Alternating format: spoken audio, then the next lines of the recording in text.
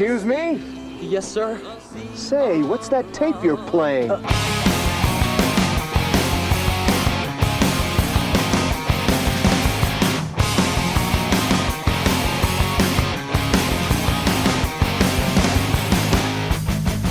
What's up, posers, and welcome to the Guest List, the show where I have on guests to make lists. I am your host, Justin Hensley, and this is a spinoff of the Punk Lotto Pod Incorporated. This is my solo show where I invite people on, give them a prompt, and then have them create a list of 3 to 5 albums or artists for us to discuss. And today, I'm joined by Dan Gorman. He is the writer of the newsletter The Discover Tab, an excellent source for learning about new music that you may or may not have ever heard of. And this is a really, really fun conversation. I invited Dan on to discuss his favorite obscure / lesser known records. And in keeping themes with the main show, he went more punk. And so we are pulling from a lot of 90s records here. A lot of this stuff I was unfamiliar with, so I was really excited to dig into these albums, especially these artists that I'd never heard of before or ever seen their name before. There's some really fun stuff here. Found 2 records that I absolutely adored out of this as well. This is one of my favorite things we do on the show as far as, side projects and solo projects that I do. I have so much fun doing these because I get the different perspective from people. It's not just me and Dylan talking about music that we've talked about a million times before. No, we're getting stuff that I've never heard of before in my life, and it's really fun. So I really, really enjoyed this conversation with Dan. Really appreciate him coming on and talking with me and choosing records that I would never have thought to listen to. And again, I highly recommend you check out the Discover tab. It's a great newsletter full of all sorts of new music that I've never heard of, and even dive back into older things. It does interview type situations. So very fun. Highly recommend following them. And let's not waste much more time. Let's get right into it. Here's the show. I hope you hate it.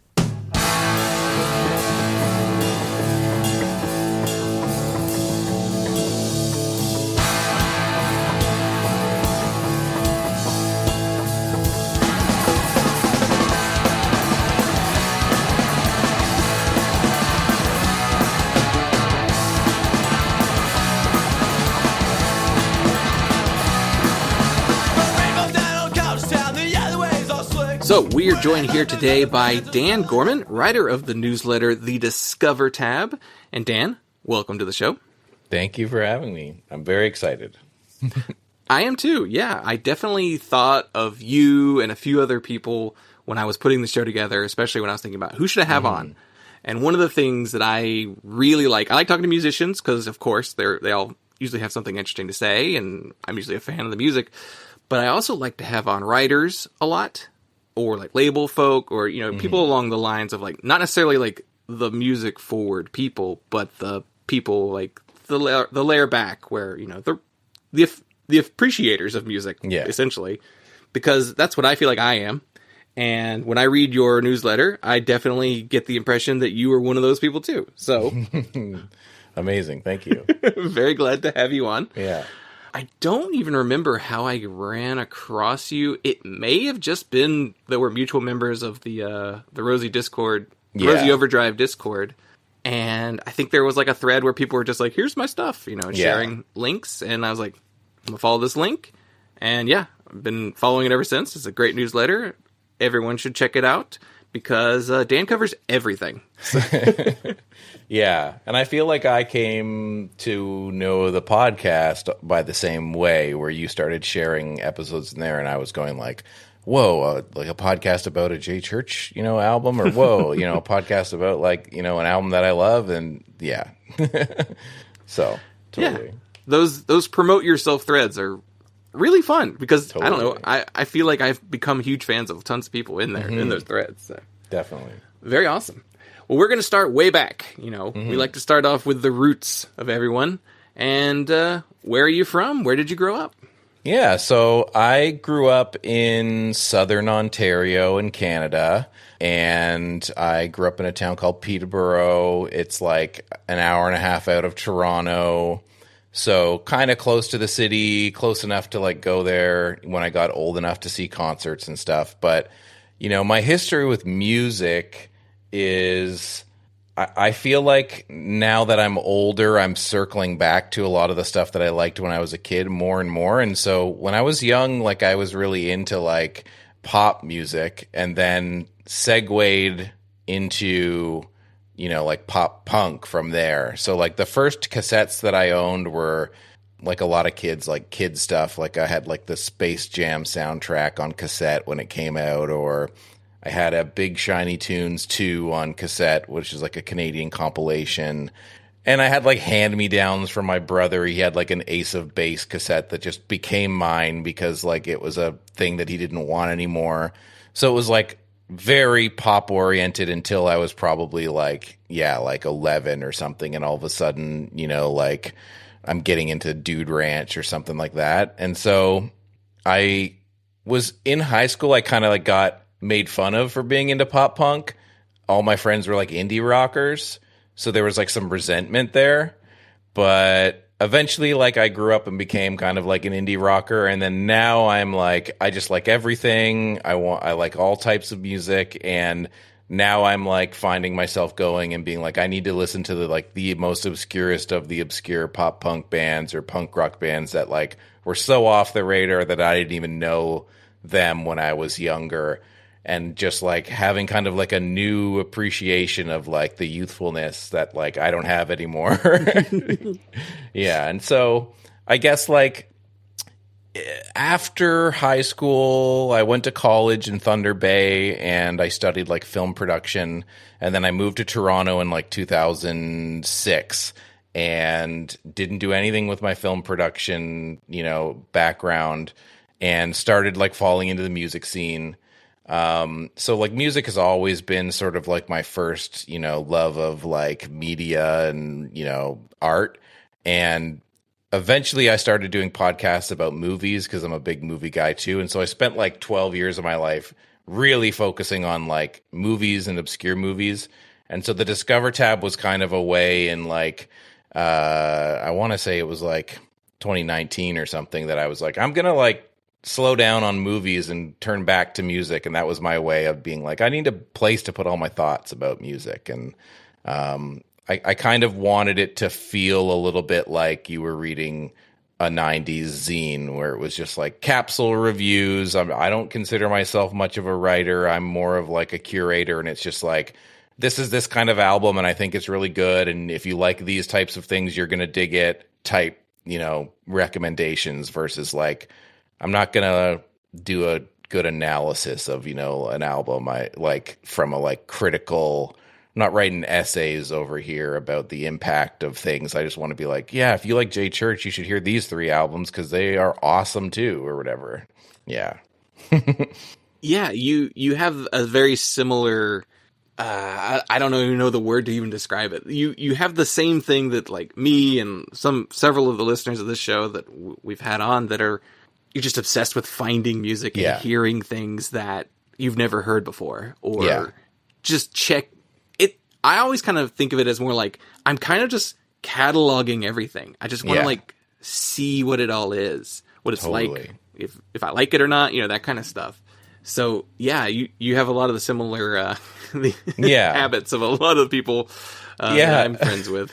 And I feel like now that I'm older, like I turned 40 last year. Now that I'm older, like I realized a couple years ago I was diagnosed ADHD. So it's like, oh, I have these hyperfixations where it's like I need to make a playlist of all melodic hardcore bands from the 90s, including all of the, the most obscure ones. And I need to find all the hidden gems in that genre. And that's my like month, and I was the same way with movies. It was like, I need to find the coolest, obscure cult cinema horror movies and stuff. And it's like, oh, I just realized that those kind of like days that I spend down those rabbit holes are very hyperfixation ADHD related, but it gives me so much joy to be like, if I'm talking to somebody and they mention they like a movie or they mention they like an album, I can go like, oh, you should totally hear this one because it'll be right up your alley,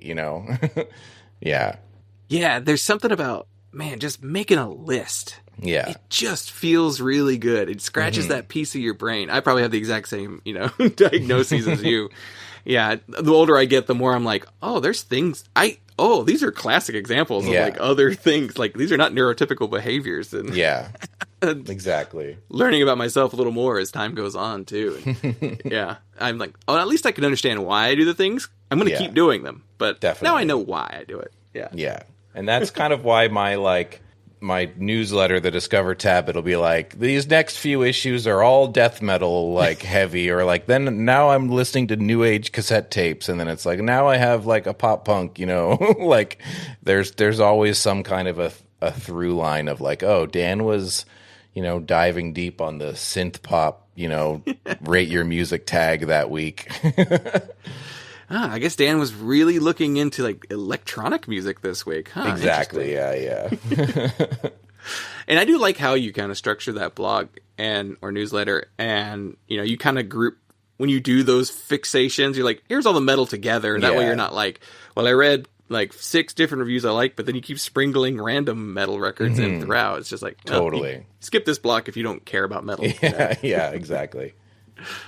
I want to go back a little bit. Do you remember when music became like the thing that you were like really like, this is my thing? I'm really hyper. I mean, you mentioned that with the blog, really, but I think like I have this interesting memory of, like I mentioned, I had some cassette tapes and CDs and stuff when I was younger of, the Space Jam soundtrack, or I remember when Tub Thumping was really big. I was so into that song, and I was like, I got to get this album. And then the rest of the album was like a weird album that I was kind of like, what is this? But, I do have a memory of like, in grade 7 or something being like, I should get into music.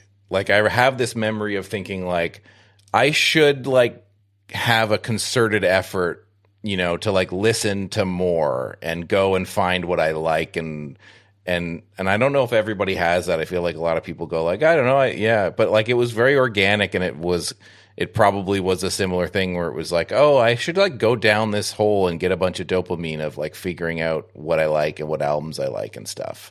And I had some friends that were into punk, and I think that kind of just felt natural. I have a memory of my friend that had like, I don't know, I guess he had like a cassette tape, and on one side it was like Anti-Flag or something, and on the other side it was like Chaos UK, and it was like, oh, here's this like poppy sort of punk band, and then here's this like punk band from the UK or whatever, and I have this other memory of they were very excited about getting the Misfits like box set, and I've never really been a Misfits guy. And I remember thinking, like, I don't know about, this. I'm not really like, I wasn't into horror yet. So it was like, I don't really like this spooky stuff. But then I think one of the more recent Bad Religion albums that had come out was The Grey Race. And I remember they put on The Grey Race, and I was like, now this I can get into. Because it was like melodic, and it was hooky, and they were saying stuff that I was going, whoa, they have a point of view, Yeah. Yeah, that Misfits box set, the coffin shape, that thing was like coveted. People were like, I want that. I want that. They were so stoked. Yeah. So when does writing kind of come into play? The Discover tab's been running for a while. When do you start writing about music? Well, I mean, you started writing about movies on the Discover tab. But so in around 2008, I was in Toronto, and somebody messaged me on Facebook because I, on Facebook, was a fan of the Canadian artist B.A. Johnston, who I post about a lot on the Discord, I feel like. But he's just like this folk singer who sings like really funny, heartbroken songs about like pop culture and Canadian things and drinking cheap beer in the alley and stuff, that kind of thing. And somebody messaged me and was like, I'm putting on a show, and like I have BA on the bill, and you're like on the fan page for BA, so like come to the show. So I did, and it was at this bar called Rancho Relaxo in Toronto, and I was wearing like a Monster Squad t-shirt, the movie from the 80s, and I walk in, and the bartender was this guy named Greg, and he was like, that shirt rules or whatever. And I became friends with the bartender, became friends with the booker. they did shows at this bar like every day of the week. It was just like one of those bars where there was constantly, 4 shows on, 5 shows on a week. And I was like, coming out of a relationship I'd just been broken up with, and I had nothing to do in the city, and I was living in this like mud room in the back of a house with a futon that couldn't fold down all the way because there was no room. And so I was just like, I need something to do. So I was going to these shows, and I became friends enough that like, I didn't have to pay cover for all these shows. And he also had a blog, and he was like, oh, you're like a music obsessive. Do you want to start reviewing like CDs?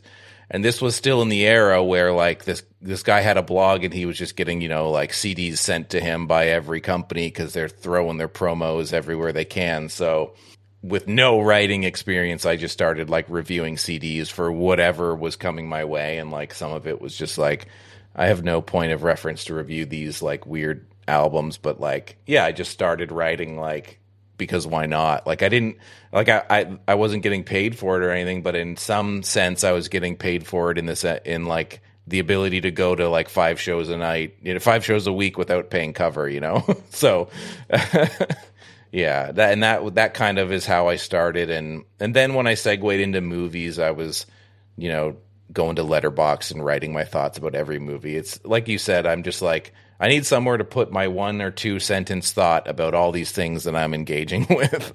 Yeah. Yeah, I'm doing the same thing with my Letterboxd. Like last year, I started like towards the beginning of the year. I was like, I'm gonna watch a different movie every single week because I just fallen behind of watching stuff through the pandemic because I had like a movie pass and like the A-list AMC thing, and I was going to the movies twice a week, and then like pandemic happens and I go back to school, and then that falls to the wayside. So then I'm like, I got to start watching stuff. So I'm now trying to like watch as much as I can, find something every week. Yeah. And that's what I'm doing. I'm writing a little Letterboxd reviews, mainly to myself, because no one's reading them on Letterboxd. I think there's just too many people on there. And it's for me. It's just something for myself. Yeah. So definitely. And I feel like while it is like I do it because I'm compelled to do it, and I do it also because I think that it's a way to like find community. I think like there's a real, like I kind of missed the like punk zine era. I was a little bit after that. And so it kind of feels like that to me, where it's like, I want to have all this like catalog of my thoughts. And like, hopefully if somebody's looking for something about an album, they might find it and feel like, oh, somebody else likes these weird things. And maybe this is a little too like therapy level talk, but I also feel like when I was younger, I didn't have a ton of friends, and diversifying my tastes and, finding all these interesting things that I could, engage with on an art level opened doors to be able to have like, if you're at a party and you have a conversation and some guy's talking about, like the latest punk album that came out, or like, a girl over there is talking about like a hip hop album, or like over there someone's talking about a horror movie. I was able to find my way into conversations, and I don't know if that's like a defense tactic, you know what I mean? But there's a little bit of like, oh, I can engage through art, whereas if I'm just engaging, it's hard, Yeah, that's always the thing that I'm bonding over with people. It's the stuff that we're interested in. It's the stuff that if you're working with someone, then you can talk about work stuff. But yeah, as far as strangers that you're just like, I'm at a party, I don't know these people. Totally. Yeah. You're diversifying your social interactions in some ways. Totally. And it's like, it's not like I'm doing it like, oh, I have to find an opinion on all these things. It's just like, I love the like cataloging, or I love the like finding new and interesting things that like, I might have never seen before unless I did that footwork to go out there, and I am also one of those people who feels like, if I never see a brand new movie, there's going to be enough movies to last me like so many lifetimes. Like there's so much out there. I want to see the weird stuff and the cool stuff and the offbeat stuff made by like-minded weirdos. Yeah, that's what I've been enjoying the most too when I go through these movies. I'm just like, the stuff that I don't know exactly how everything's gonna go. Yeah. Or I want to see weird stuff. Sometimes I don't like the weird stuff, but sometimes it's incredible. Like, I watched Tetsuo the Iron Man for the first time earlier this year. And that I think about that movie once a week. I loved that weird little movie. Like, it's such a fun thing. And that's what I'm like, Totally. That's what I'm hooked on. I'm looking for I have a friend who's like, maybe you just like novel experiences. It's like, yeah. I guess that's ADHD, probably, really applying to that. But it's true. I do want to see movies I've never seen and listen to albums I've never heard before. So. Exactly. So the Discover tab, it's been going a few years now. Definitely recommend it. You don't post every Friday, or you don't post like a set day every single week. But yeah, not really. I just kind of like wait until I have a big enough backlog that I go, oh my god, I got to post these. Yeah, and I love going through it because I'm on that hunt every week for new music, and I will always go through your blog and your newsletter and just go through and be like, that sounds cool. That sounds cool. You got the links to everything. I can sample stuff on it. It's nice. It's nice. It's like just getting something in your email once a week, roughly, and it's like, check this stuff out, or not. You don't have to. Yeah, but that's how I hope people will use it. So I'm excited about that, because I know that not everyone's going to be like, someone's going to read it and go like, I'm not interested in any of the death metal, but like maybe there's like an old pop punk album, or whatever. Yeah. Well, alongside these capsule style reviews that you also have started doing a new column, I guess. I'm not sure how you would actually label it yourself, but it's called Digging for Something. And I'd love for you to explain that, because what you're doing there isn't super far from what we're doing here. No, yeah, totally. So I just wanted to find a way, like, because I know that there's a lot of other writers out there and a lot of other musicians. It's, similar to this, where it's like, I want to ask, like, what are things that you want to shine a light on?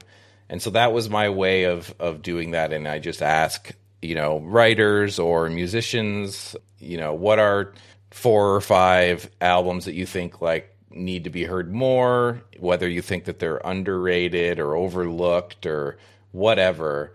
And so that, I had a bunch of people sign up and did like a really big blast of like, I was releasing it weekly and stuff, and then it died down. But recently I had a new one up there, so I'd like to kind of keep it going now and again. But, I wanted a way to be like, hey, bring me some albums, I'll share your newsletter, or I'll share what you're up to, and we'll have this kind of just like cool thing that you can do. So yeah, very similar to this, podcast, where it's like, what are the things that you think are neat that you want me to hear and other people to hear?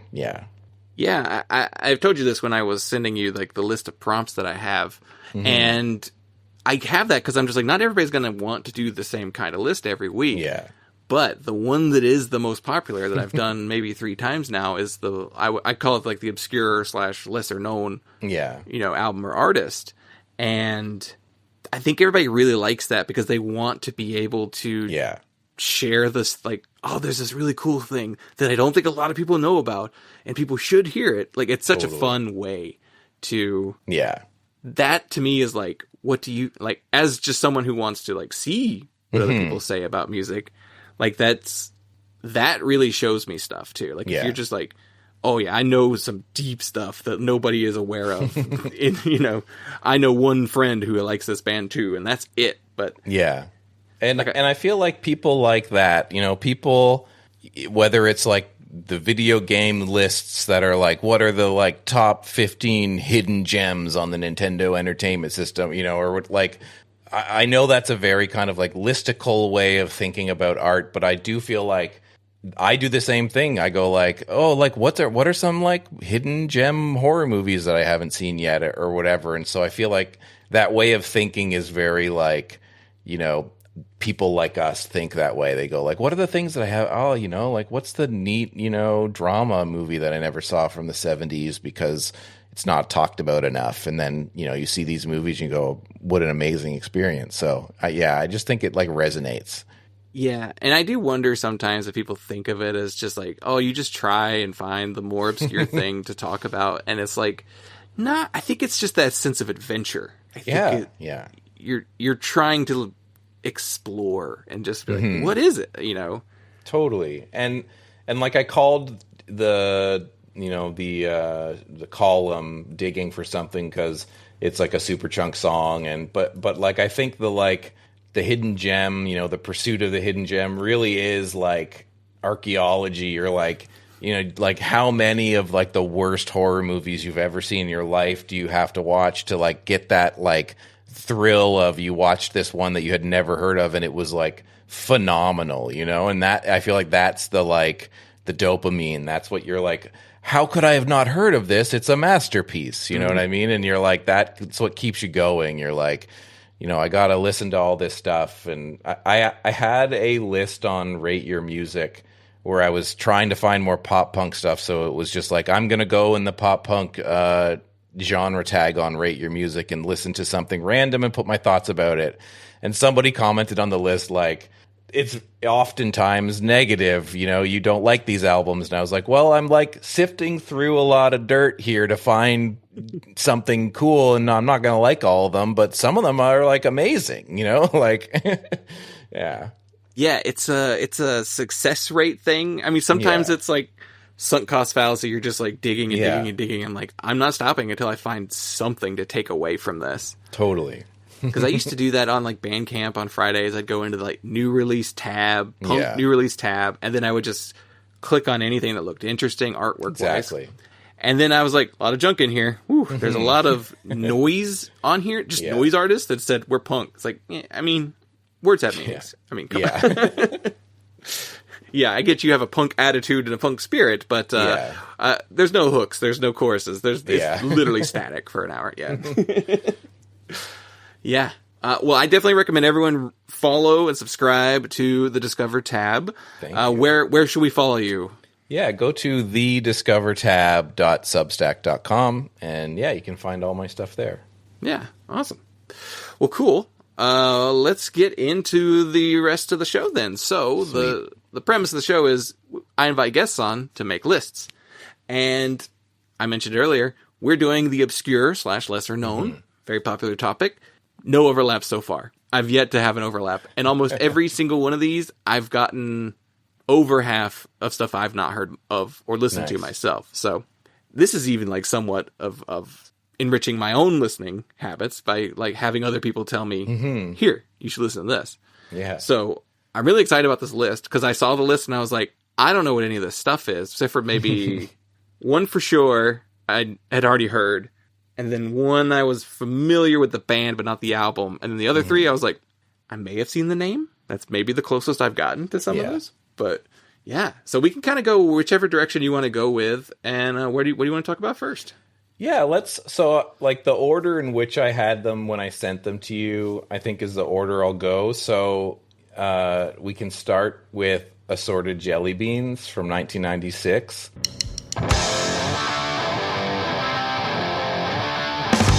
Braindead!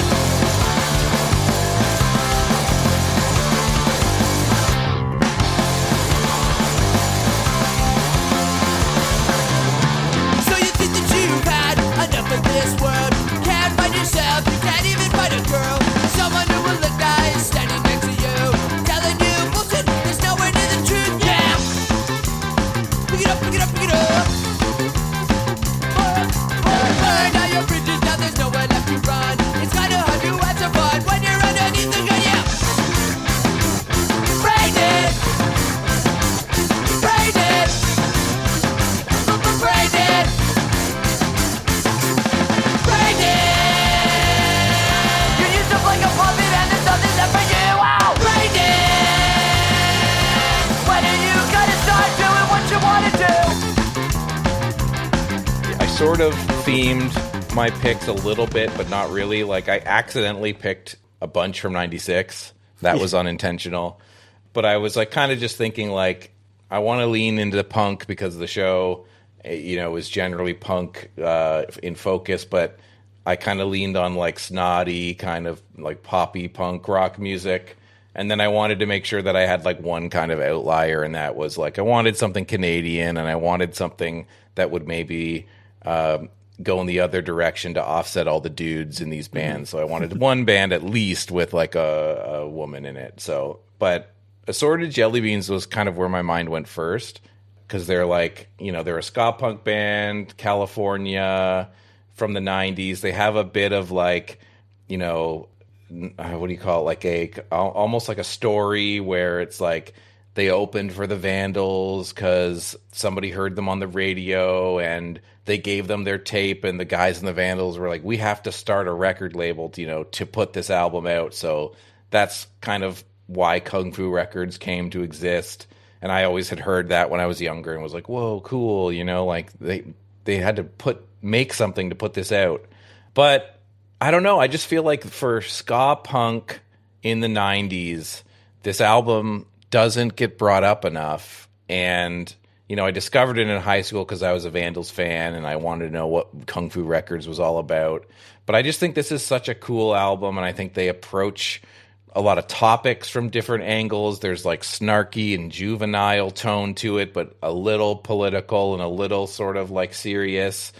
And I guess part of bringing it to this was like I wanted to talk to somebody and go like, is it nostalgia talking that I think this is like such an amazing album, or is it actually amazing?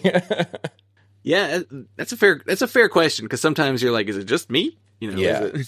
But yeah, Assorted Jelly Beans were a band that I definitely knew the name of for years. Like, I'd seen the name and seen the album cover, never really dove into them. Weird, because I have like a huge ska phase, so you'd think I would have found them much earlier than I ever did, but never came like highly recommended to me, as far as sometimes that's what you need to kind of like push you to check something out, and never really had anybody who was like, check this record out, just for no real particular reason. So I was kind of always curious like what their deal was, and I checked them out earlier this year, and I was surprised to hear, I was like, oh, this is like definitely on the punkier side of the third wave ska movement. Yeah. The ska elements are much more reduced on this than compared to a lot of the contemporaries. They're a 3-piece band, right? It's a small lineup. Ska's known for having like several members. It's a hornless ska band. I think there are some like horns on the record, but I think so. Yeah, like on 8th Grade Nerd or whatever, there's some horns, but it's not a super horn heavy album. Yeah, so it's more leaning into I guess you'd say it's probably more inspired by Operation Ivy, throwing in. Nice. Yeah. For each of these albums, I noted a kind of like comparison point, and I put Operation Ivy for this one because I feel like there's like an alternate world third wave ska, kind of like universe where this feels to me almost like a bit of an extension of like, what if Operation Ivy kept in that vein, but got a little goofier, like 6 or 7 years later. It feels a little bit like that, because it is like punky and scrappy and youthful. But at the same time, like when you listen to Operation Ivy, you go like, these guys know what they're doing and they know what they're playing and they're like amazing musicians. And I feel like what I love the most about this album is that it's like thrashy and scrappy, but like the bass lines are amazing and their rhythm is so tight, and being able to kind of present in snotty and youthful and thrashy and bouncing around the room, but also be like really great musicians and have cool melodies and stuff is like, I feel like really hard. Yeah, I had a lot of fun listening to this one. It definitely, bratty was the word that I kept kind of going back to, that youthfulness, but the snotty that you mentioned too. I was kind of surprised to look. I was looking at the members of the bands to see what else they had worked in, and this band has Ricky Fitness of the Aquabats in it, which is kind of a noteworthy band in its own right. And it was a interesting record. Is there like a one and done for the most part? I think they had another record. They had a follow-up album, and it's not very good. Yeah, it's not talked about. It's not really ever cited. They give off the like one-hit wonder element, vibe to them. Yeah, even though that's not exactly what it is. But and I think like a lot of albums, a lot of punk albums, even though it's short, I would say like the B-side kind of loses a bit of the kind of intensity and the like I feel like for me the first 10 songs of this album are just like banger after banger, No Time all the way down to Another Way, and then you get like a song about Bill Clinton and a song about like the mini mart and stuff at the last few songs, and they're not bad songs, but if this was like a 26-minute album instead of a 31-minute album, you'd probably be like, whoa, this is like a masterpiece. But it does kind of get a little bit like, oh, well, whatever. But I just feel like those first kind of like 10 tracks are just like so fun to me. This epitomizes like the fun 90s ska punk that it like isn't a circus yet, is still punk, is still kind of ska. Yeah. Yeah, 96 is a fun year for ska because it's like, it's right there at the peak of third wave. I think 97 is like slightly bigger because that's when you have like Boss Tones and tons of records come out in 97. But 96 is like laying that groundwork, kind of getting it to where it is. But yeah, that peak, weird time for music. The fact that like third wave ska was like really, really popular. Yeah. Radio play, top 40 play, MTV play. It's like totally. And I think I found this album at the right time because I was like in high school. I probably like downloaded it off of like, I think a few of these albums I like downloaded off IRC back in high school. And so like, you know, 8th grade nerd or like, you know, jocks pretending to be punk or whatever, like was very much like, they're singing about shit that I can relate to, you know? Yeah. Yeah. Well, you want to move on to the next one? Yeah. So the next one on my list was by a band called Donuts and Glory, when Pregnosaurus ruled the earth from 1996.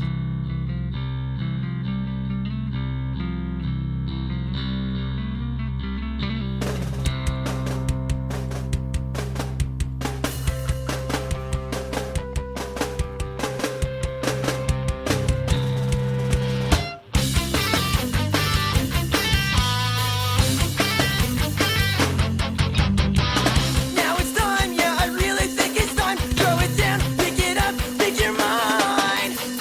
This ain't no fashion show, inform you so you know. Doesn't matter what you wear, it just matters that you care. Empty legs, empty heads, fuck that, I'd rather be dead. Where's your heart? Do you like the music? Where's your heart? Do you really care? Where's your heart? Do you like the music? Where's your heart? Stop and give it some fun. It was released on Liberation Records. This is a streaming era discovery for me. This is something I found like scrounging around on Rate Your Music in the pop punk or the skate punk genre tag. I think I might have also at one point come across this like Wikipedia website called Skate Punkers. And I think I was like looking, what are the most obscure things I could find on there? And I think this, in a certain way, is an extension of the Assorted Jelly Beans thing where they're very bratty, very snotty. My sort of like comparison point here, though, is like maybe early Propaganda, where it's like, you know, they're silly and they're goofy and, you know, there's a lot of emphasis put on like super speedy drums, lots of stop-start tempos, really kind of nasally singer that might grate on some people, could be an acquired taste, but like they're throwing so many ideas into these songs. Like, you know, they have songs about like anti-misogyny, but it's like from kind of like a tongue-in-cheek kind of winky place. So like they're singing about stuff that I feel like isn't just like, you know, a Blink-182 or whatever of the era. And I just feel like this is another one of those ones where I go, oh, if the right people heard this, I feel like they would love it, you know? Yeah, this was one that I feel like I'd seen the name, but I didn't really know anything about the band whatsoever. Yeah. And you named Propaganda there, and that is a pretty good comparison point, because I was definitely thinking that while listening to this record. Yeah, it's definitely got the pop punk element, it's got the skate punk vibe to it, but then like that, you know, the Propaganda melodic hardcore dash into it. It's totally. It's pop punk with like a little more edge than a lot of the stuff from the time period. Yeah, this was a fun record too, because it was also recorded by that his name is Donnell Cameron, and he, like, if you go to his Discogs, he's worked on everything from this time period. Like, he worked on tons of Epitaph type stuff. Yeah. I've seen somewhere that like this was recorded in the same studio Fat was using at the time for its early bands, and I was like, makes a lot of sense. It sounds exactly like that type of band for sure. Yeah, and it's just funny that it came out on such a different, Liberation. That's not even a label that a ton of people are super aware of. Because I was going through their catalog too, and I was like, I saw a couple names I recognized, but yeah, it was a lot of stuff I didn't know. It's like Vindictives, I feel like I see the Liberation Punk Sucks compilation all the time, like when I was growing up. But yeah, it's like a weird mix for sure. Yeah, because this is their only record, right? Mm-hmm. Yeah. And they did a reunion thing recently where they re-put it on streaming. They played a few shows. I think like they had a problem with their album art, which has like a thing at the top that says like in stereo. And I think they took that from another album and they had like legal issues or something. So they had to like re-upload it to streaming without that. So like it's interesting because when they announced that they were doing reunion shows, it was one of those things where you go, okay, a lot of these bands that were kind of one and done bands still have a bit of a cult following, because there was a lot of people being like, hell yeah, Donuts of Glory are back. And I was like, whoa, this is cool. Like people that were into this at the time still love it. Yeah, I feel like if you did achieve like a certain level, like it doesn't even have to be like a crazy high level, just like this band, get on a label that like some people know with other bands that people know. Yeah. And then you have an audience. You'll have those people who are like, Donuts and Glory are back? Hell yeah, let's go. Yeah. Totally. And I guess I also read somewhere that they had like a brief connection to Blink before they had the 182 on it, because they like played a show with some other band and they like got, their name mentioned to Blink, and they helped them like get a show or something, or potentially something to do with the Liberation Records deal. So like if you like that kind of, early Blink kind of snottiness, but a little bit more, I wouldn't say serious, but like they, there's a really snotty approach to like kind of light political stuff on this. It's not to the level of Propaganda where they're like really leaning in on it, but they're in their way trying to approach things like about racism or about like misogyny and stuff on some of these songs.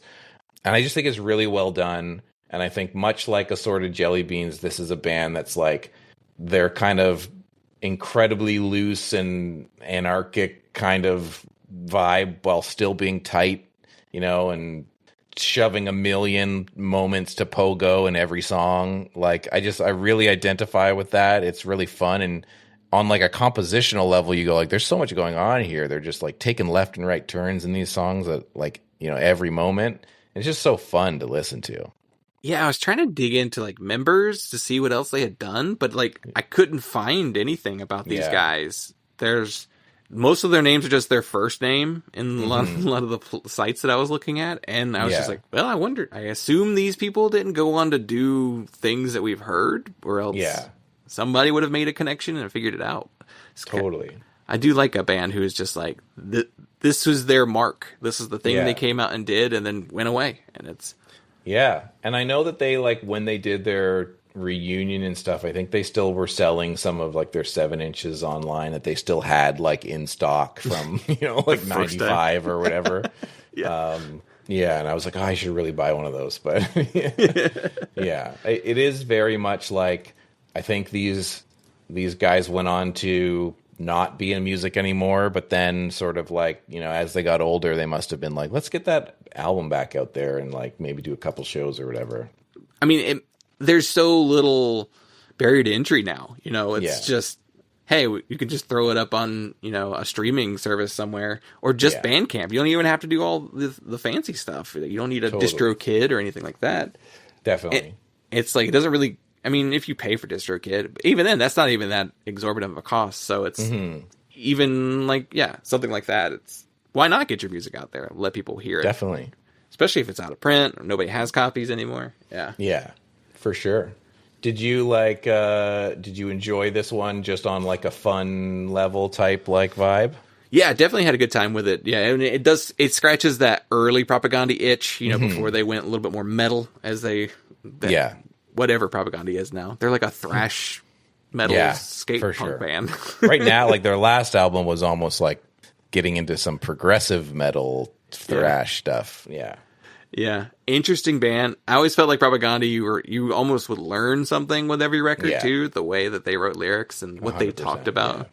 Yeah. I don't know if I've ever learned as much about this from this band. But. No, no, and like they have like I said, their song about like kind of like treat women with respect, and they're doing it in a way where it's kind of like we're gonna use like kind of misogyny to kind of show you why it's bad, and I'm sure you could look at that and be like. I don't know if they're achieving their goal, but for me, it's one of those things where I'm like, hey, at least these like kids were trying, like they had their hearts in the right place. Yeah, I'm always impressed whenever it's somebody really young who wants to tackle like a big issue. Because it's like, well, I mean, it shows that you're like your head's in the right place, and maybe it didn't age the best, but I don't know, totally came out in the '90s, and they were teenagers, early 20s. Yeah, sure, that's not going to match up to 2026's standards for feminism, but hey, they tried, Yeah, yeah, it's a really fun record, and if you miss that like how to clean everything energy, it kind of fits in that lane for sure. Totally. All right, you want to move on to the next one? Yeah, so the next one is the kind of final in our 1996 trilogy. It is the album Goodnight Sellout by Plow United.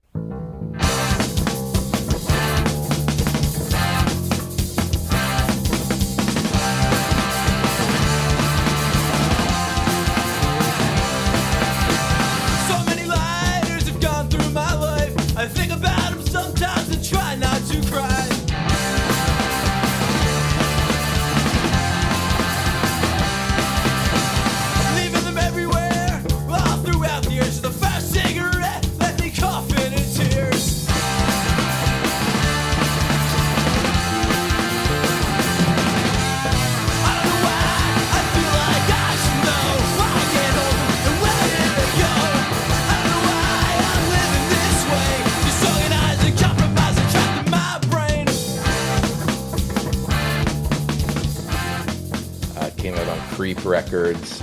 They're like a Westchester, Philly pop punk band. I think they were originally named Plow, and then they had to change their name to Plow United. And so my kind of reference point for this band, they're not exactly the same, but they remind me a little bit of the band Sicko in the sense that they're pop punk, but they have a cult following. They have a number of records. The people that like them really like them. But they exist a little bit outside of the bands of the time because I think their material ages really well. So like Sicko doesn't exactly sound like Plow United and vice versa, but both are bands that didn't dabble in like ableism. There's a lot of bands in the 90s throwing a certain word around, or homophobia or misogyny of pop punk in the 90s, of which there's so much. And I feel like both of these bands, Plow United and Sicko, like their music really stands up to modern listening because they didn't do any of that. They are just singing songs about like things that they care about and topics that they care about. And they're not super political. And sometimes they're fun and sometimes they're silly and sometimes they're more serious. But like, on a cult level and on a material level, I think both those bands have just like really cool careers. And Plow United like are one of those bands where I would hear their name all the time as like, this is a cool kind of under the radar band. And I would listen to them and I would kind of bounce off them. Did the exact same thing with Sicko. I tried listening to Sicko like over the years and bounced off them. But a lot of bands that become my favorite bands of all time are the ones that take a few times to get into. And so much like Sicko, when I did finally hear some of Plow United's earlier stuff, I was like, holy shit, I love this band. And I think maybe I heard Marching Band, their album from 2013, when it came out and was like, this is okay. That was kind of like their reunion album. But when I went back and listened to their first couple albums, I was like, oh, this band is so cool. And so it was hard for me to choose, like, should I pick their debut, which is kind of scrappier, or should I pick their third album, which is like a bit darker? But I feel like Goodnight Sellout is like the like ideal Plow United album. It's like right there in the middle. It's really fun and scrappy, but it's also a little bit darker and there's some anger in it. and melodic hardcore stuff in it. And those 3 albums, I love this band. Plow United were a band that I remember when they came back. That's when I kind of was aware of them. Yeah. I think it was Dead Broke reissued Narcolepsy. Yes. At some point. And that was the first time I think I'd even heard of them, really. I was like, okay, what's this band's deal? And I remember listening to it at the time, and I was like, what is this? Like, I just didn't really, like, understand what it was for the label it was attached to. You know, it was on Dead Broke, which is like, huh? What? This doesn't sound like anything else on the label. Like, what is this? Totally. And then I learned, initially I thought it was maybe a new band, and then I learned it was like, oh no, okay, this is an old record that got reissued, but now they're back. And the newer stuff's like a little bit slower, right? A little bit more melodic. Is. Yeah, and that was my thing where when I was getting into the newer stuff, I was kind of going, okay, like I get this. It's that kind of mid-tempo punk, like very melodic, and you know, and it's not bad. I like Marching Band. I think it's a good album.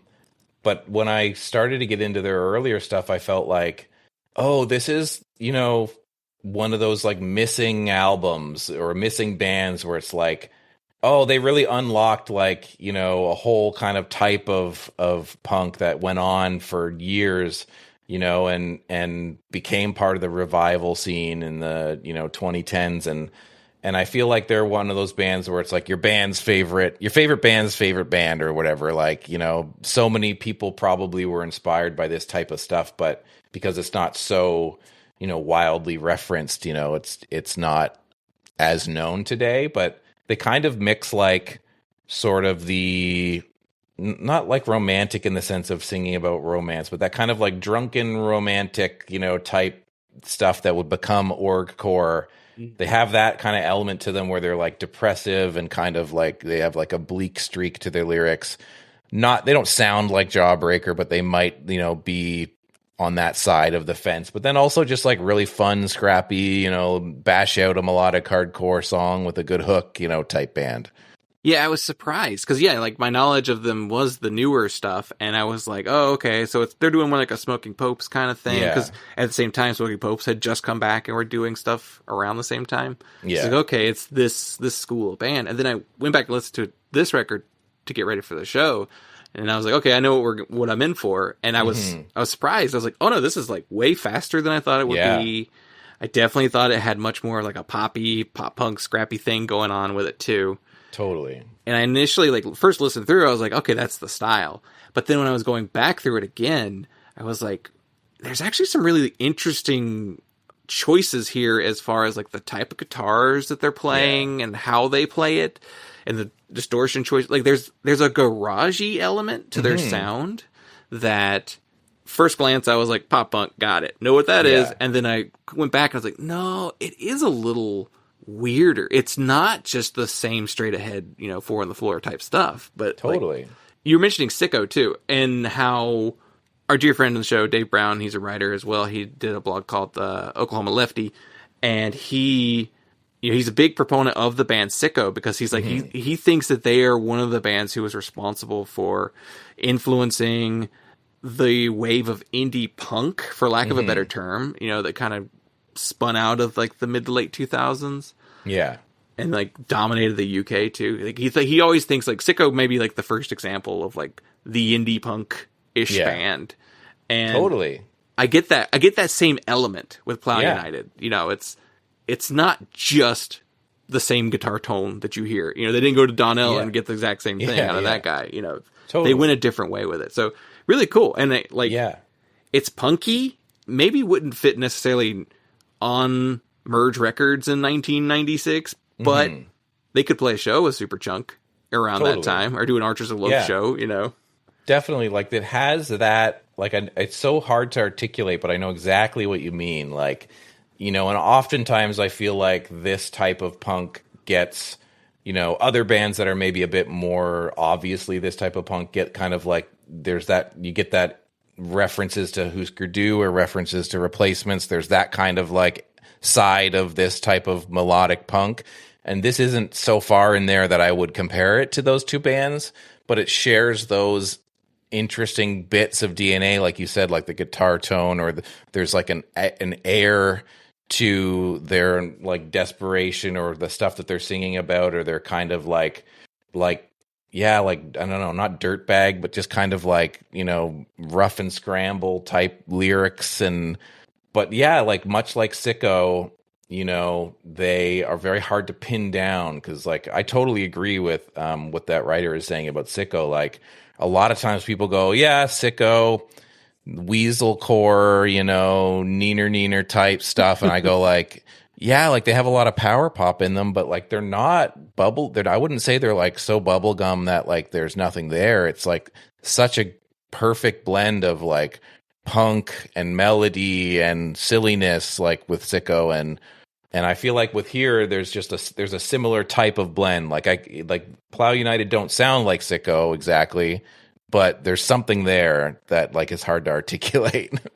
You just get the impression that they're like, no, we just like punk and pop punk and skate punk and that kind of stuff, but we have other interests. We don't only listen to that kind of stuff. And they didn't go like the full like Husker Du, because there was a ton of that stuff in the 90s. So it's like the episode we just did, like there's so many bands in there, like Overwhelming Color Fast and like Pond and like stuff that's like, yeah, it's punkish. Totally. Because they're going from the alternative rock roots, the punk alternative rock roots, and Husker Du and that. Yeah.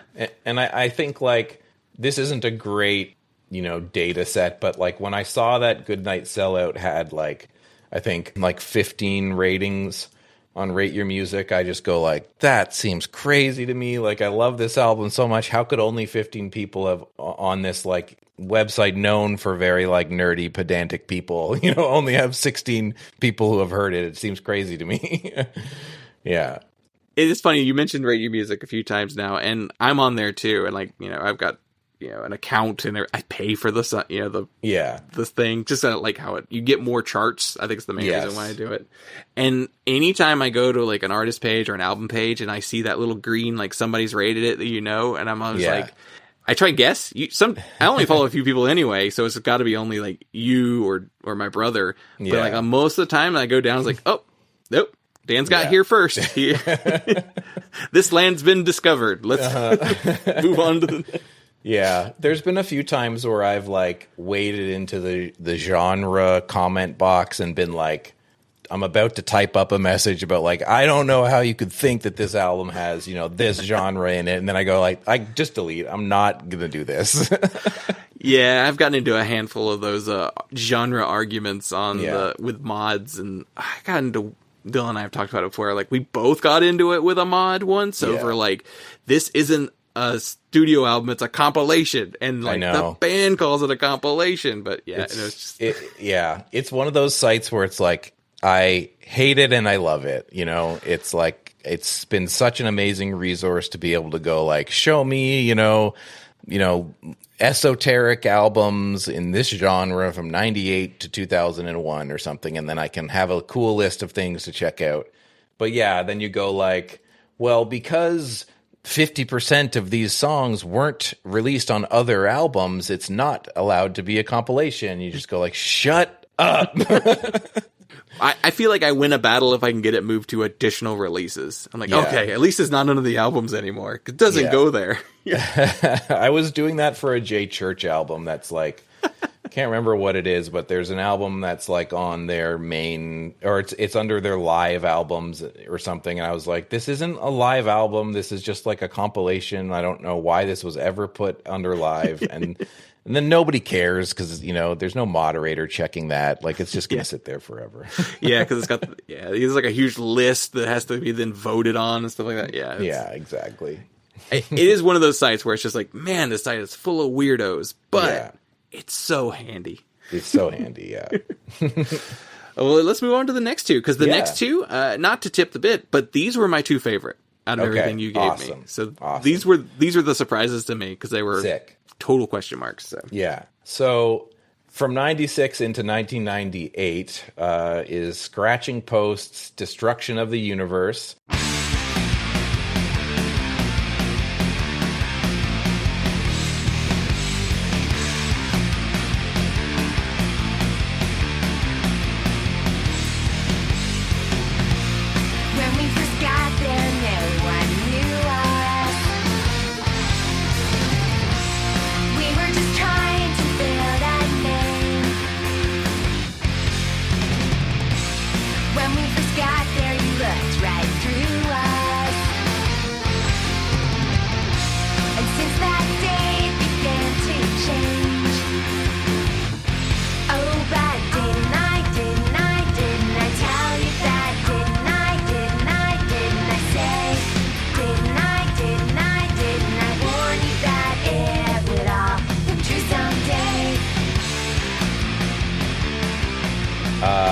believe this was a Rate Your Music find because it was released on a label called Squirt Gun, which is a Canadian record label.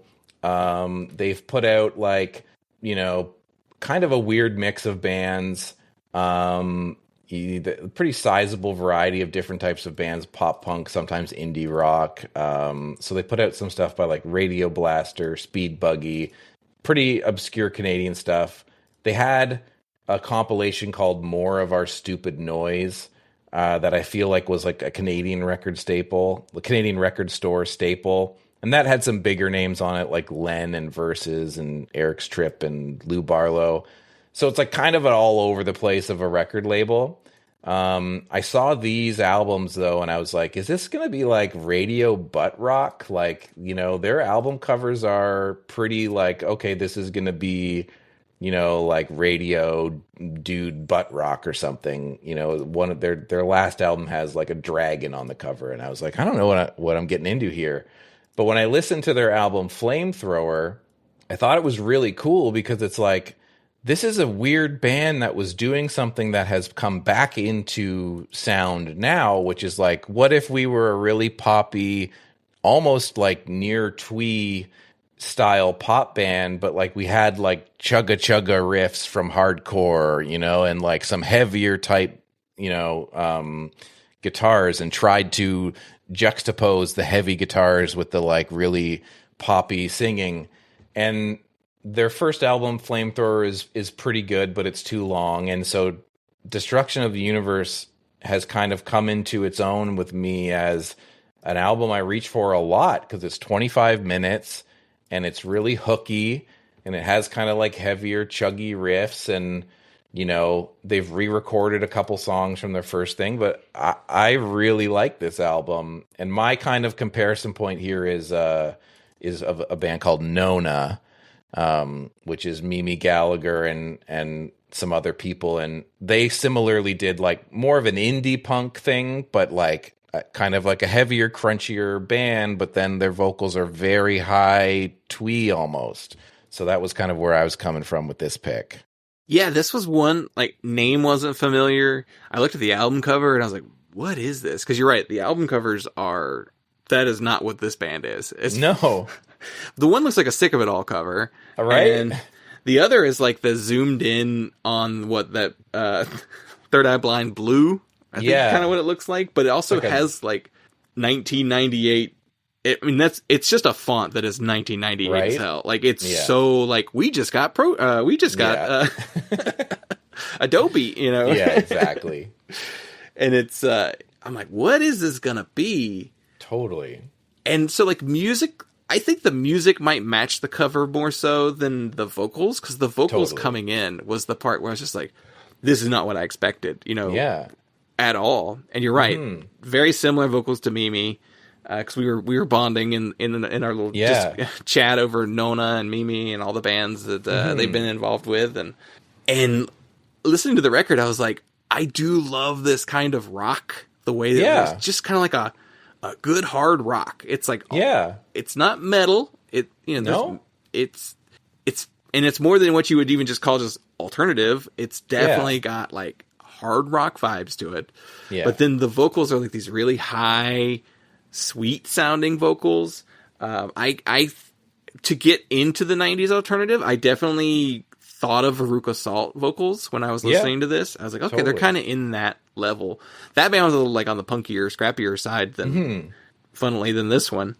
This was like, I like a conflicting sound. You know, it's like you'd think that this would have like Yarling on it. You know, a dude singing like over over top of it, and it's not that at all.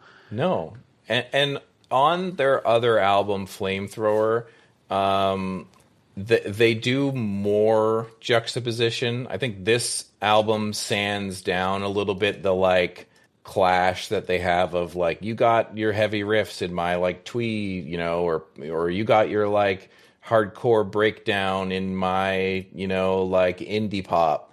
And so there's some really good highs on that other album, but this one is kind of like, in and out in 25 minutes. You know, like the first like 4 songs or 5 songs are like super catchy. You know, they get in and out without like, you know, making you feel like this is going on too long. And it was a bit of a surprise for me, because when I first reviewed this, I was like, this is good, but like the highs aren't as high as their last album, and as uneven as their last one was. You know, like those highs were very fun.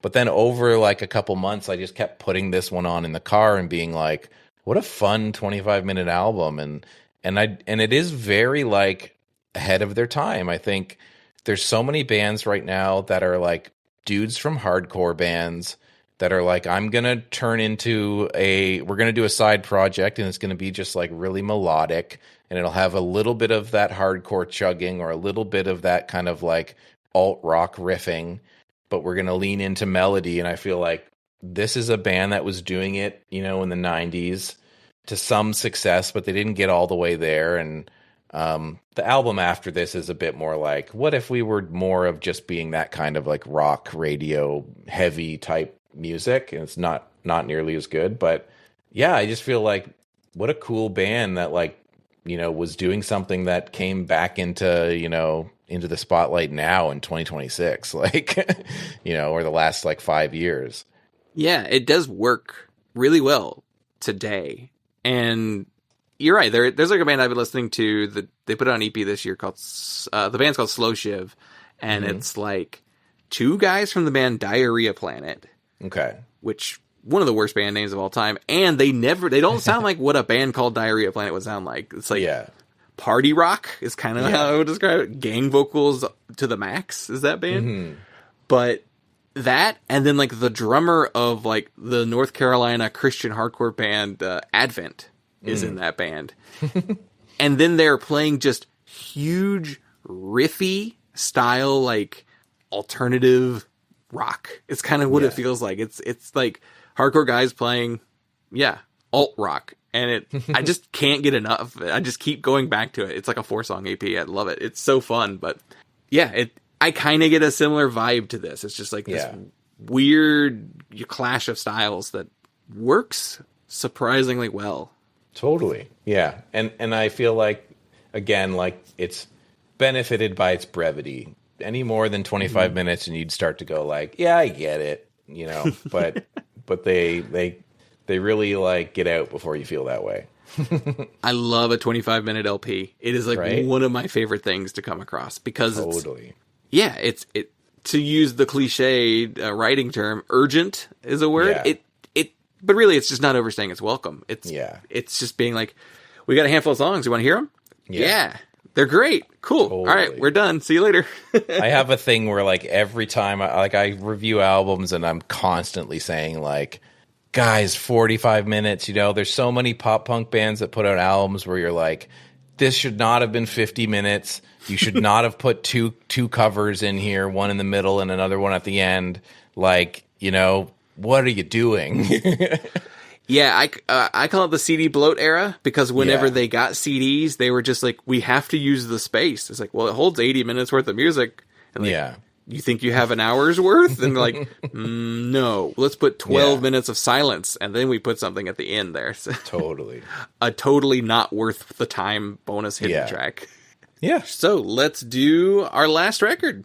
Awesome. So last record is by a band called De La Hoya, from 2000, released on Red Leader, and they have kind of a sneaky name for this album called Dance Techno Megamix Volume 42.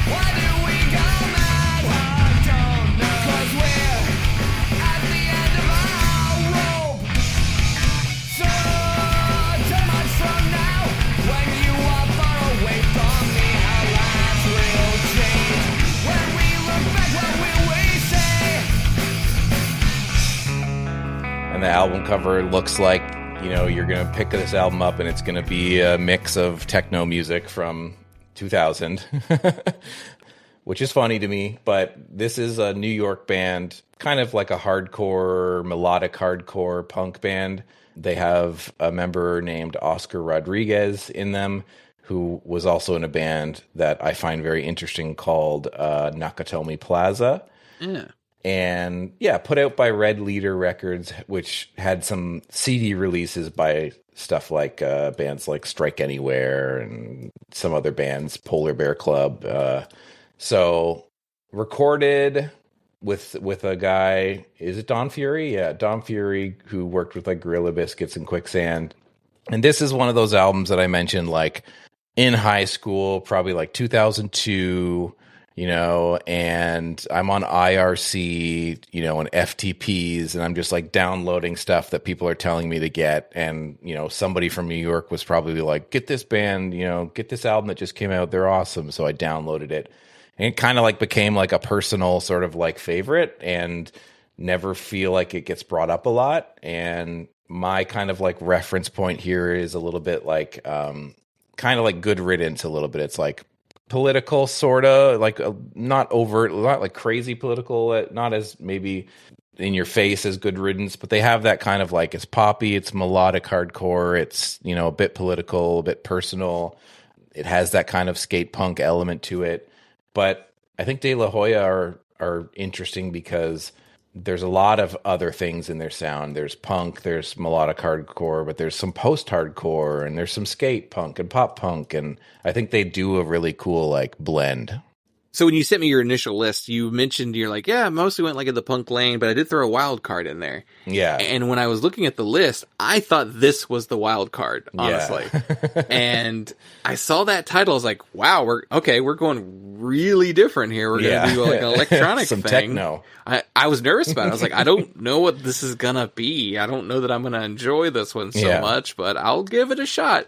Totally. And I was so shocked by like what it actually sounded like. I was like, oh, okay. So this isn't the wild card. I think the Assorted Jelly Beans was the one you were considering the wild card. I was thinking Scratching Post. Okay. Because like everything else is pretty punk in DNA, but Scratching Post is like, there's a little, but it's more, more poppy, more kind of like a little, like alt rock. Yeah. Yeah. Yeah, that makes sense.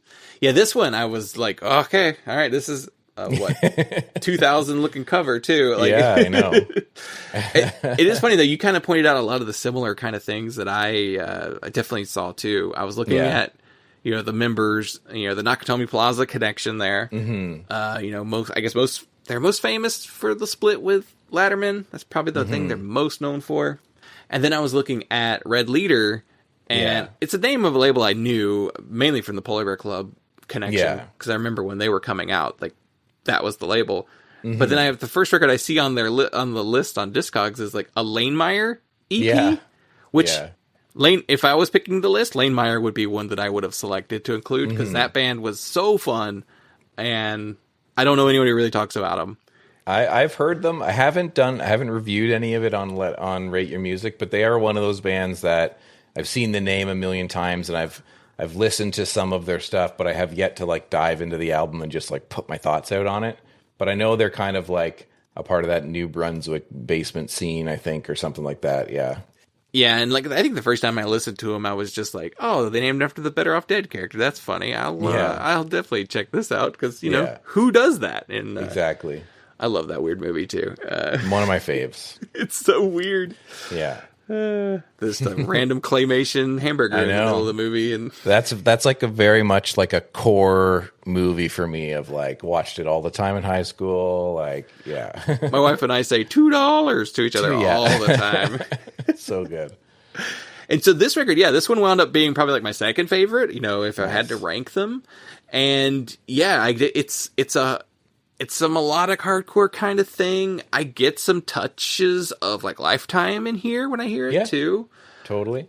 I like the opening track. There's a slight Billy Joe Armstrong to the vocals there too, which I feel like it's mostly that first one that sounds like that, and then it shifts away from that. But that first song definitely has that. Yeah, I think if I was to think of anything on this album that might be a hurdle for people, I think the vocalist is making a lot of very specific choices, and I think if you don't like those choices, you might be like, I don't know about this singer, but I really like it, and I feel like it sits in the kind of like punk, but also slightly theatrical, but not in like a kind of like theatrical way. It's like really hard to explain, but they do a lot of transitioning from singing to screaming and stuff, and I feel like it sells a lot of like the aggression and like when he can like get into that mode of like melodic hardcore and start to scream a bit, for sure.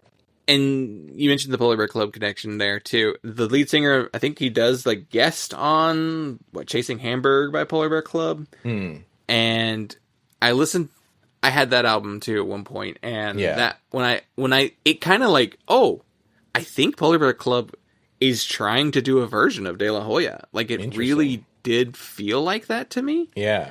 I think it was kind of odd considering it was like same label, but kind of years apart, and I don't know the exact connection there, like how they got a hold of this guy. If it was just could it be regional? I guess because New York Polar Bear Club. Yeah, you know? Maybe they're just big fans, and then and they were just like, we got to get. I mean, because if I was in a band and I had a level of success, I would probably try and get some of my like musical heroes to. Yeah, you want to record something with us, you know.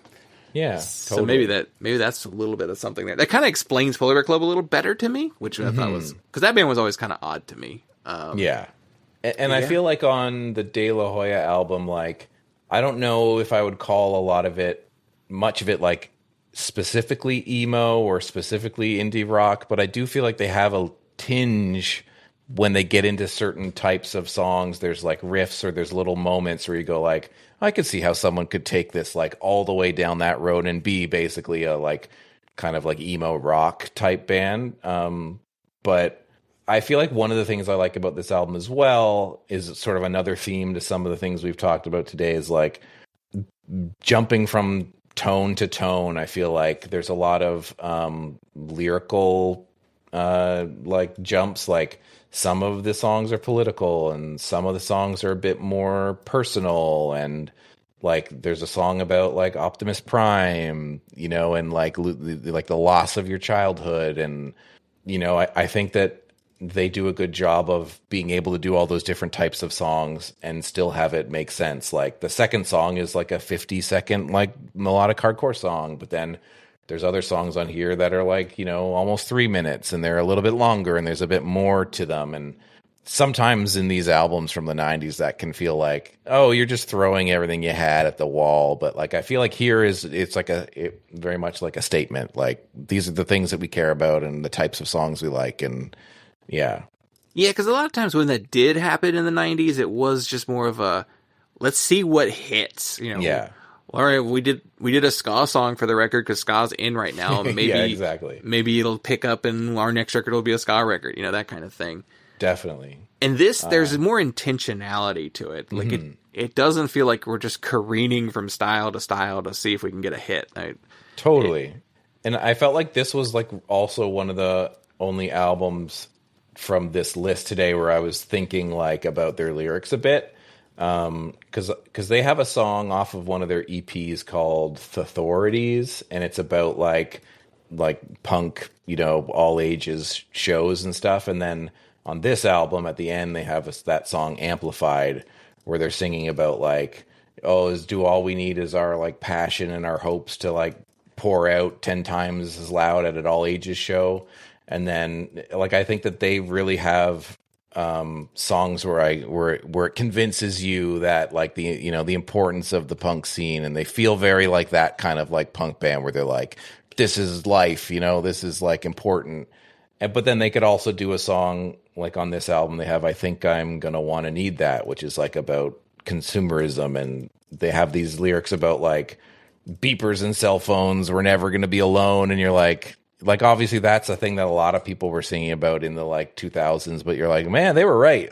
You know, like, right? Like, yeah. Like if I had a nickel for every time I heard a 90s punk band talk about like TV, you know, or exactly, the idiot box or staring at the boob tube and like that kind of stuff. Like, oh, my brain's just rotting up. It's like, I know every band had a TV song in the 90s. And yeah, you're right. Totally.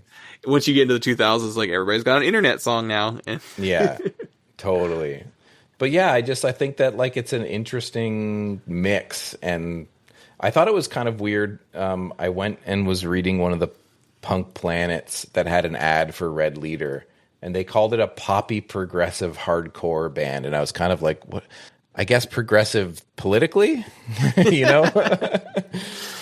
Yeah, I didn't think it was necessarily like a progressive record as far as like song structures. Like I don't know, there's not crazy time signatures or huge abrupt shifts in song structure, but that can be the rate your musicness of things.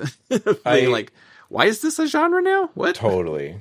But I do feel like it always strikes me as interesting that like, Red Leader released some CDs by Strike Anywhere and Polar Bear Club, and I find that like this album to me is a little bit like, man, if this was on the right label, they could have been like a Strike Anywhere or something where they had a longer career, because I feel like there's a lot like this. You could give this album to like an Epifat type person and they're gonna think it's really cool, but you could give it to somebody who's a bit more into hardcore and they'd be like, maybe identify it with it politically or some of the heavier songs. And it's just like a really cool, well-balanced album. Do you think that the album title and artwork potentially hurt this band's ability to find an audience? Yeah. Probably. But I also like that. I'm like, put this album in a store and have somebody be like, I like techno, I'll buy this. You know what I mean? Like, it is a fun kind of punk, prankish type thing to do, I feel like. Yeah. Yeah, I do wonder if a different label would have been like, we're not doing that. I'm sorry. We're gonna do something else. I mean, I understand what you're doing, but yeah. We got to sell some of these. Totally. Yeah. Yeah, that was a really fun. This is, like I said, probably my second favorite record on here. Nice. This list. That's awesome. Yeah, I went for the more obscure, the deeper pulls that you could have pulled, actually, and those kind of spoke to me a little bit more. Nice. Yeah, I appreciate you doing this. All of these records were really fun to dive into and look into and listen to, and I've not had a dud yet in this series since I've started doing it, and I'm enjoying the picks that people are putting together. Yeah, that's awesome. I really enjoyed the episode that you did with the Hedge. Mm-hmm. That was really cool, and I messaged them afterwards because I was like, like I was in a similar place with Pond, where like I'm not familiar with that Pond album, but I've over the years heard their first album, and just it's always hit me as like, okay, they're kind of like one of those grunge bands, 90s grunge from Sub Pop, but then the like description of the Rock Collection album, I was like, oh, I think I need to hear this one. I know, where he was like, ignore the last 6 songs or whatever it was. Yeah. So I'll do that. I'll just take those off when I listen to it. Yeah. Yeah, weird band. Yeah, I was looking into them a little bit more, and it's like, even their first record was like still kind of odd too for the sound they're going for. Yeah. That was a fun one. It's weird. Their first album has like grunge indie rock genres, but then also neo psych, emo, and post hardcore. You're like, okay, that's a mix. Yeah, it's like they were on Sub Pop, so like that you could kind of make sense of for sure. All the other stuff is like, what is this? Definitely, yeah. But yeah, no, thank you for having me, because I was really excited to do this, and any chance I get to talk about a bunch of weird albums, I want to jump on it. Yeah, for sure. I appreciate you for doing it. I really enjoyed going through all this stuff. And one more time, make sure wherever we want to follow you, we can follow you. You can follow me on my newsletter, thediscovertab.substack.com. I know you mentioned the Rosie Overdrive Discord. So if you go to rosieoverdrive.com, there's a link there somewhere to the Discord. Lots of people talking in there about music. I'm in there. But I'm also on Rate Your Music, like I mentioned. My name on there is the Discover tab, if you're that type of person. So you can find me in all those places for sure. Yeah. And I'll include links to all that stuff there. Sweet. The Rosie Overdrive Discord is a really fun group of people. Totally. Because it's kind of like a wide range of like where people are at in life. Like there's younger people in there, there's older people in there. It's kind of cool to see. Yeah, totally. and like some super positive people in there. Really cool group. I don't post in there as frequently as I'd like to, but I do read everything that's in there. I stick my head in there, yeah, for sure. I'm always lurking. I'm always reading. Yeah, definitely. But yeah. Well, thank you so much for doing this. And everyone else, please go follow the Discover tab on anywhere you can. Very fun stuff to check out. And yeah, thank you. Recommend it. Very cool.